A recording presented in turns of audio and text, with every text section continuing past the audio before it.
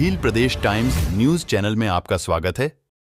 जी हाँ दोस्तों, हम विधानसभा क्षेत्र 84 में पधारे हुए हैं। यहाँ पर 84 विधानसभा में अभी राजस्थान के उपचुनाव होने वाले हैं और उपचुनाव में निर्दलीय प्रत्याशी प्रवेश बगोरा के निवास स्थान पर पधारे हुए। तो सबसे पहले सर आपका परिचय बताइए।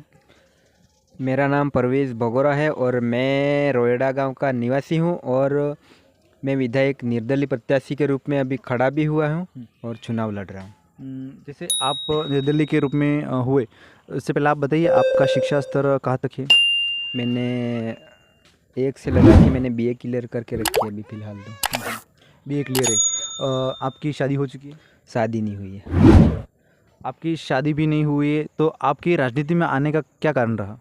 राजनीति में आने का कारण यही रहा कि यहाँ पर ख़ास करके बेरोज़गारी अपने टीएसपी एरिया में बहुत बढ़ रही है, तो फिर उसको कम कैसे किया जाए, उसको कम करने के लिए हमने राजनीति में आने का कारण यही रहा। और हम बेरोज़गार देखा जाए तो यहाँ पे बहुत बेरोज़गारी अपने डूंगरपुर एरिया, ये टीएसपी एरिया में बहुत बेरोज़गारी बढ़ रही है, तो उसको हम कम करने के लिए कुछ नया प्लान बनाएंगे। यूँ करके ही हम राजनीति में आए। ये जो काम करने के लिए जैसे राष्ट्रीय पार्टियाँ कांग्रेस है, बीजेपी है और अभी 84 क्षेत्र की उभरती हुई पार्टी भारत दिवस पार्टी, वह भी इस जो प्रॉब्लम है उसको सॉल्व नहीं कर पाई, तो आप किस उम्मीदों पर सॉल्व करेंगे?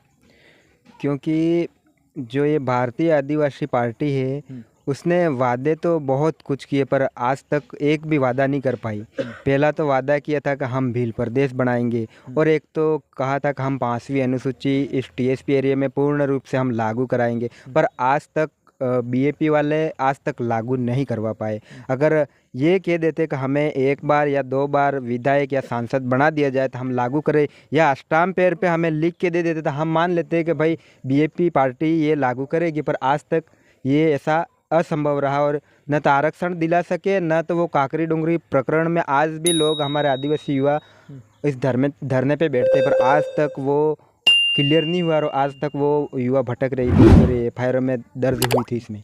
वो जो कांड हुआ था वो तो कहीं ना कहीं अपने गहलोत सरकार थी उस टाइम पे, उनके समय में हुआ था। तो कांग्रेस के जितने भी नेता थे उन्होंने अभी तक आवाज़ नहीं उठाई, उनके बारे में आप क्या कहना चाहोगे? हाँ, पर यहाँ के जो बीटीपी के नेता पहले राजकुमार और राम प्रसाद थे, वो कांग्रेस की गोदी में चले गए थे। तो इन लोगों ने ये मांग भी गहलोत सरकार के सामने रखी थी कि ये जो मुकदमे है वो वापस लिए जाए, और ये भील प्रदेश की भी मांग रखी थी और ये कड़ना डैम की भी मांग रखी थी, वो भी हुई, लेकिन आज तक वो कड़ना डैम वाला पानी आज तक नहीं चढ़ा पाए।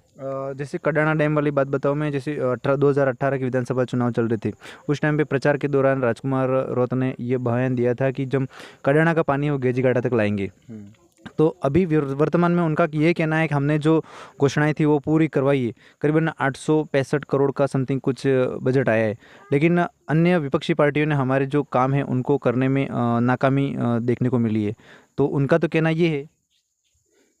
उनका कहना तो ये हो सकता है, पर अभी तक जनता के सामने तो वो पानी आज तक नहीं छड़ा, इसीलिए जनता कैसे यकीन करेगी? जनता को तो दिखाना पड़ता है पानी हमने छड़ाया। यूँ आज तक नहीं कर पाए, तब नहीं कर पाए जनता के सामने ये बात, अब जनता कैसे मानेगी इस बात को? जैसे वर्तमान में आप जैसे अभी चुनाव लड़ रहे हो, किस मुद्दे को लेकर चुनाव लड़ेंगे? हमारा यही मुद्दा रहेगा कि हम बेरोज़गारों को रोज़गार देंगे, जो गुजरात पलायन कर रहे हैं उनको यहाँ लाने की कोशिश करेंगे, और हम डूंगरपुर में ही रोज़गार दिलाने की कोशिश करेंगे। ये हमारी पूरी प्लानिंग के साथ हम उतरेंगे और ये जो वादे हैं ये तो कमल, कांग्रेस और बाप भी करती हैं, पर वो कांग्रेस और बीजेपी और बाप ये लिखित रूप से घोषणा आज तक नहीं ली और ये आज तक उनके वादे खोखले ही रहे, आज तक वो नहीं कर पाए। अभी जैसे कंपटीशन में पार्टी अगर देखी जाए 84 विधानसभा क्षेत्र में, तो कौन कौन सी नज़र सामने आ रही है?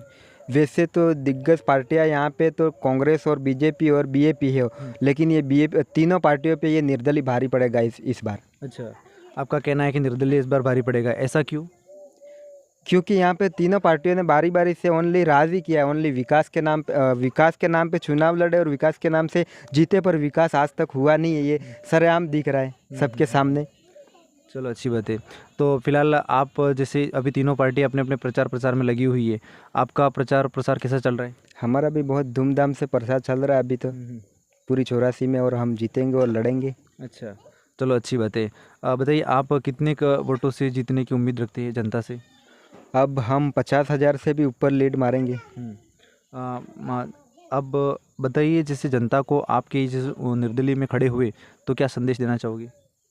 हम निर्दलीय में खड़े हुए तो यही जनता के सामने यही संदेश देना चाहेंगे कि हमारी एक घोषणा है कि हमारे यहाँ पे जो आदिवासी एरिया में जो 84 क्षेत्र है वहाँ पे जंगली जानवर बहुत परेशान करते हैं, खेतों में खेतीबाड़ी को नुकसान पहुँचा रही है जंगली जानवर। उनको रोकने के लिए हम तारबंदी हर घर पे लगाने की कोशिश करेंगे और जंगली पशुओं से बचाने की कोशिश करेंगे। किसान को यही चाहिए सबसे पहला।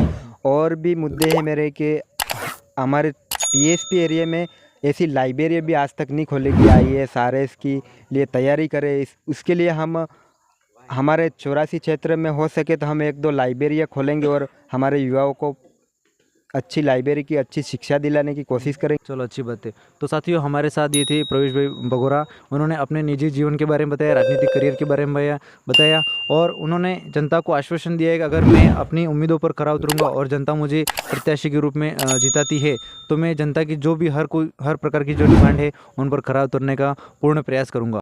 Subscribe now and press the bell icon. Never miss an update.